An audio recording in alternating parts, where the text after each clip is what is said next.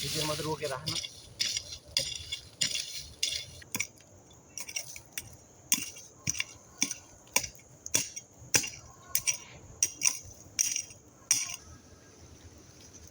जराले गर्दा डिस्टर्ब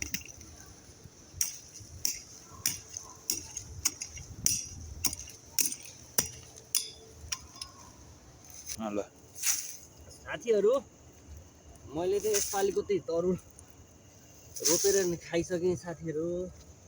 अब यो घरमा मात्रै कति रोप्नु साथीहरू। अनि यो आफै बसेको अफिसमा आज चाहिँ मैले तरुल रोप्दैछु साथीहरू होइन, आउनुको लागि। तपाईँहरूले हेर्न सक्नुहुन्छ आफ्नो अफिसमा जहाँ गए पनि एउटा फुलसुल रोप्ने, तरुल रोप्ने। आफ्नो अब आफै बसेको ठाउँलाई चाहिँ राम्रै गर्नु पऱ्यो नि साथीहरू, मिहिनेत हो। यसो आफू बसेको ठाउँमा पनि यसो फुलहरू रोप्ने, तरुलहरू लाउने, खाने।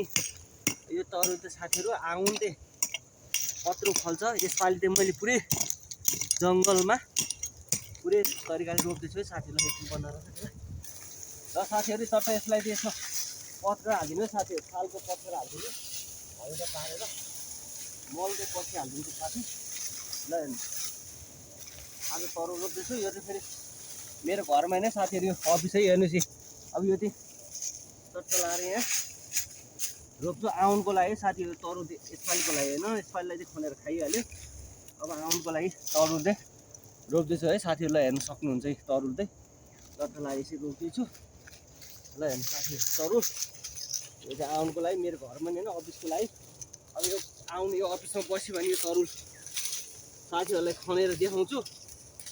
अब हेरौँ आउनसम्म बस्यो भने चाहिँ अफिसमा यसो तरुल खनेर साथीहरूलाई पनि यसो खुवाउँला। अनि आफ्नो अफिसको साथीहरूलाई खुवाउन चाहिँ यसरी रोपेको छु साथीहरू। हेर्न सक्नुहुन्छ तपाईँहरूले तरुल यसपालि चाहिँ पुरै जङ्गलमै है साथीहरू, पुरै जङ्गलमा लाएर हेरौँ चट्ट। अनि यो रुखबाट सट्ट जान सक्छ जङ्गलको हिउँ चाहिँ यस्तोमा राख्छ साथीहरू।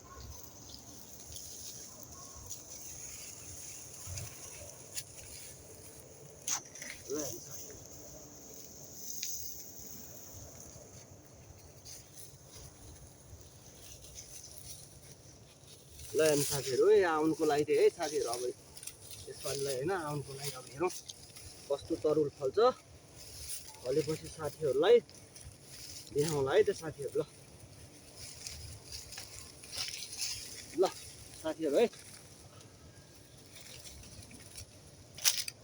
ल यस्तो रुखबाट चाहिँ जान्छ, लहरको पात यसरी जान्छ भनेर चाहिँ यस्तोमा राखेको छु साथीहरू भन्दा